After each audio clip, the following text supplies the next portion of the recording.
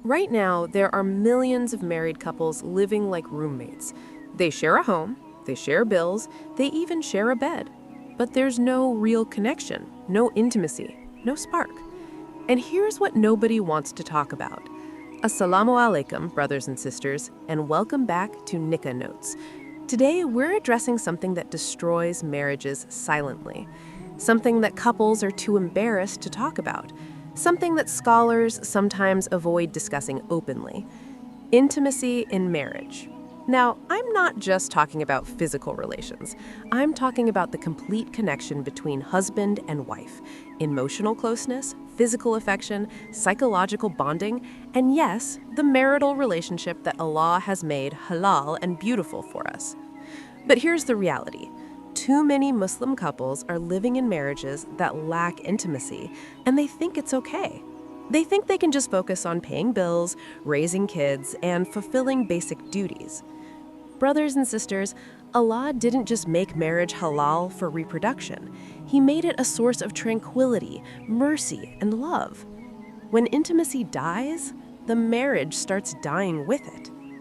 In this video, I'm going to break down exactly why a marriage without intimacy is dangerous, emotionally, psychologically, and even biologically. This isn't about being inappropriate. This is about protecting your marriage with knowledge. If you're mature enough to be married or planning marriage, you're mature enough to watch this video. Hit subscribe because we talk about real marriage issues here. 1. Emotional danger, the death of connection. Let's start with the emotional impact. When intimacy disappears from a marriage, the emotional connection begins to break down. And I'm not exaggerating when I say it's dangerous. Why is this dangerous? Because humans are designed to bond through intimacy. When a husband and wife stop being intimate, they stop seeing each other as partners. They become like business associates, or worse, like strangers living under the same roof. When does this happen? It usually starts slowly, maybe after the first baby, maybe after a few years when the excitement fades, maybe when work stress takes over. One spouse stops initiating, the other feels rejected and stops trying. Before you know it, months or even years pass without real intimacy. The full impact? Emotionally, this creates distance. The wife starts feeling unwanted, unattractive, unloved. The husband starts feeling rejected, undesired, disconnected.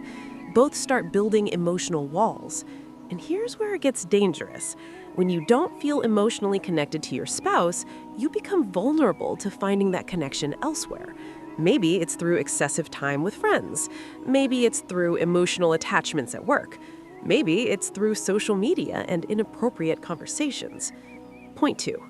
Psychological danger. The mind starts suffering. Now, let's talk about what happens in your mind when intimacy is absent. Why is this psychologically dangerous?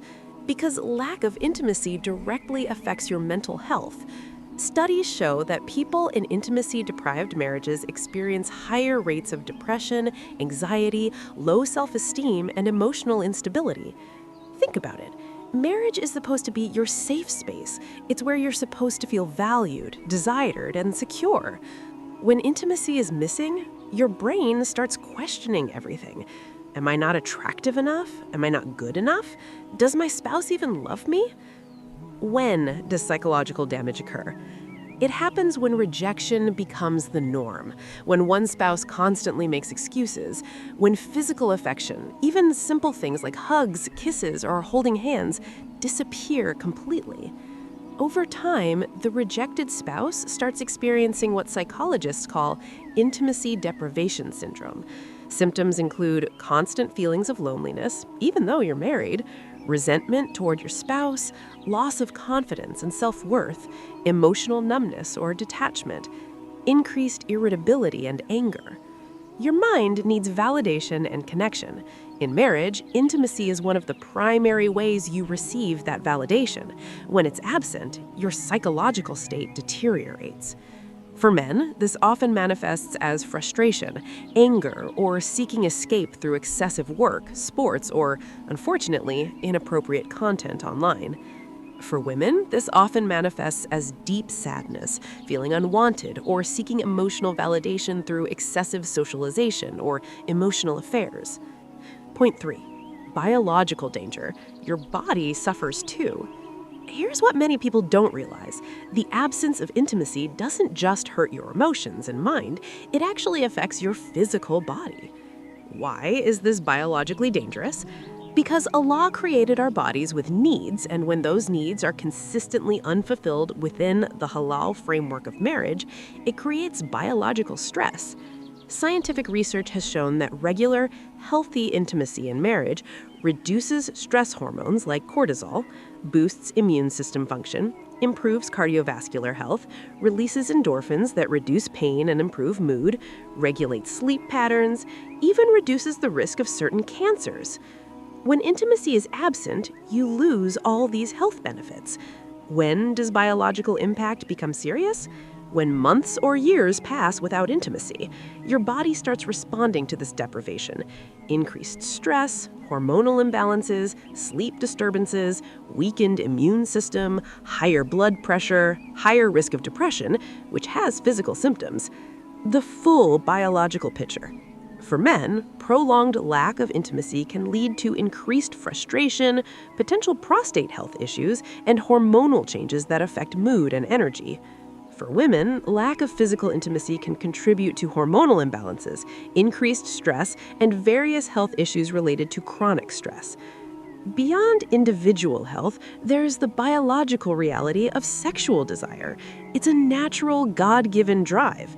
When it's not fulfilled in the halal way in marriage, it creates internal conflict and temptation.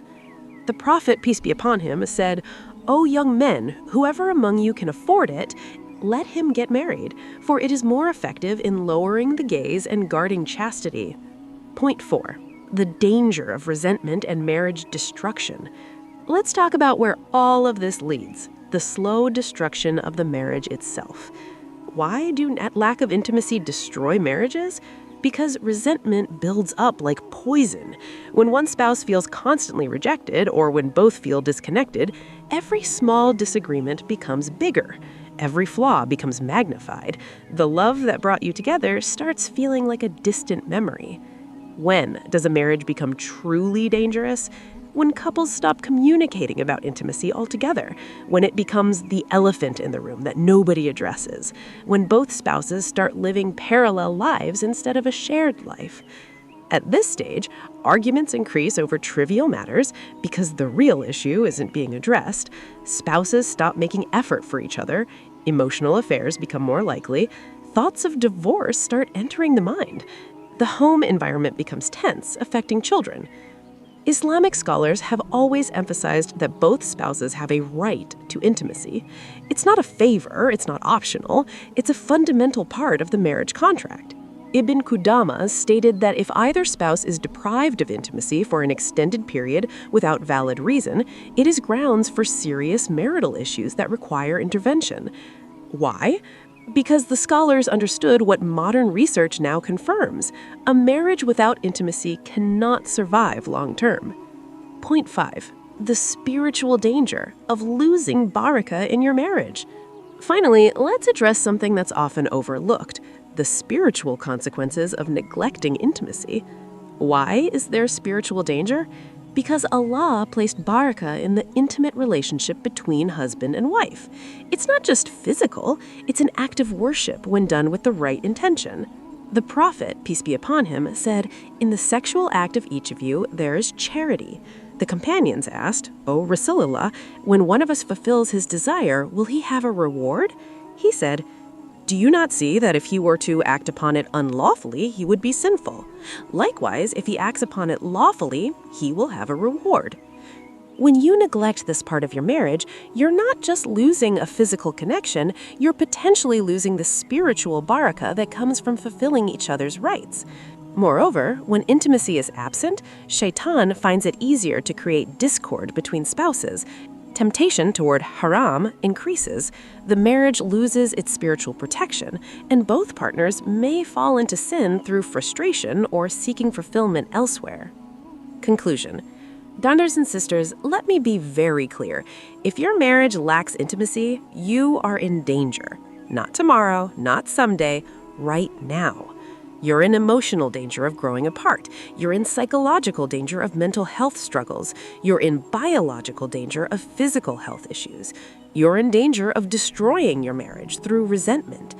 And you're in spiritual danger of losing the barakah and protection that Allah placed in marriage. But here's the good news. This is fixable.